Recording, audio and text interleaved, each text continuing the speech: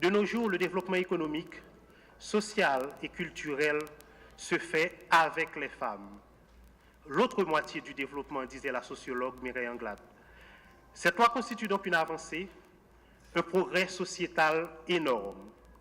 À nous de l'utiliser pour construire une Haïti économiquement forte et socialement juste. Nous connaissons loi ça, c'est des fins député Gérald Telusma qui a déposé, qui a voté dans la Chambre des députés en mai 2010.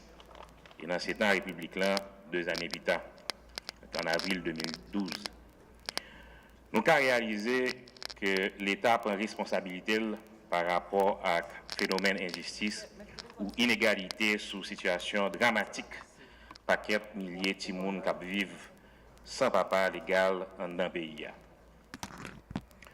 Le gouvernement sait que la promulgation de cette loi par le pouvoir exécutif est le fruit de toute une lutte des organisations féministes et d'un ensemble de personnalités de la société civile qui ont plaidé sans relâche, et je répète, sans relâche, pour la publication et l'application de cette loi sur la paternité responsable qui rend justice aux enfants de ce pays.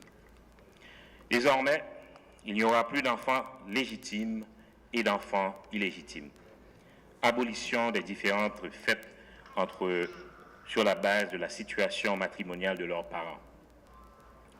Cette campagne de vulgarisation permettra de responsabiliser la société sur la nécessité de s'occuper de leurs enfants qu'ils avaient décidé de mettre au monde ensemble et que dorénavant, là, ils ont fini décider ensemble pour faire un petit monde. Il y a une loi qui a puni quel que soit le monde qui ne prend pas responsabilité envers ces gens. La Constitution du 29 mars 1987 s'est déjà clairement prononcée en faveur de l'égalité du statut des enfants. L'article 260 de la Constitution proclame en effet que l'État doit une égale protection à toutes les familles, qu'elles soient constituées ou non dans les liens du mariage. Campagne vulgarisation ça pour sensibiliser garçons pour femmes sur responsabilité. Nous étions quoi que l'application loi ça pour joindre support toute organisation femmes et garçons dans le pays et profiter de population pour former la population sous importance loi ça. Parce que nous connaissons ces plusieurs organisations femmes, personnalités et anciens ministres comme ministre Madame Lasseg qui avait nous là, qui était élaboré ça, qui était pris en responsabilité dans ça qui gagne pour à élimination inégalité qui existait entre monde dans le pays. Selon les statistiques, 40% des familles haïtiennes sont des familles monoparentales avec une mère à charge.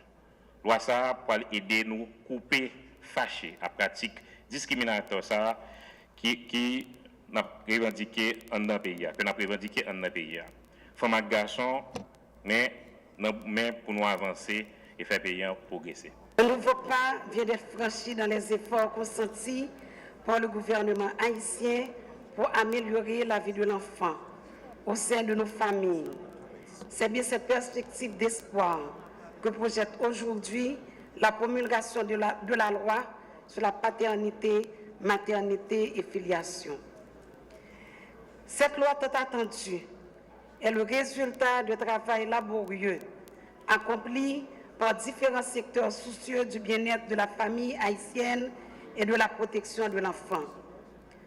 Un long chemin a été parcouru depuis la conception, l'élaboration et l'analyse de cet important document jusqu'à promulgation par le décret présidentiel du 28 mai 2014 et sa publication dans le journal officiel Le Moniteur numéro 105 le 4 juin de la même année.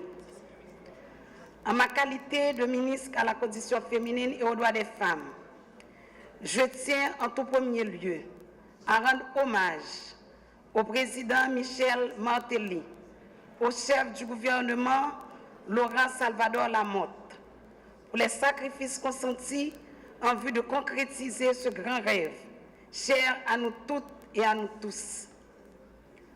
Nos remerciements s'étendent également à Feu Gérald Telusma, ancienne députée de la 48e législature de Gaumont, l'une des plus grandes protagonistes de cette loi, puis au Parlement haïtien pour avoir, suite à de longs débats, accordé un vote favorable à cette loi.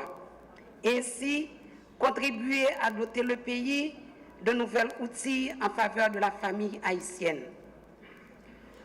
Je m'en voudrais de ne pas saluer ce soir la mémoire de toutes les pionnières, ces braves concitoyennes des années 30 qui avaient su initier cette lutte ardue pour l'amélioration du statut de la femme haïtienne et ainsi poser les jalons d'une société plus juste et plus équilibrée pour toutes et pour tous.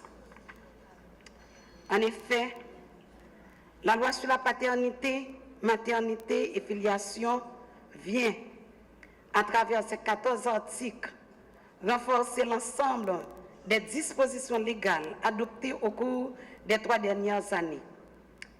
Elle constitue une nouvelle preuve du souci constant de l'administration Martelly et du gouvernement Lamotte de revoir la structure familiale et offrir à l'enfant haïtien un cadre de vie plus conforme à notre Constitution et également aux autres instruments internationaux adoptés au cours des dernières décennies.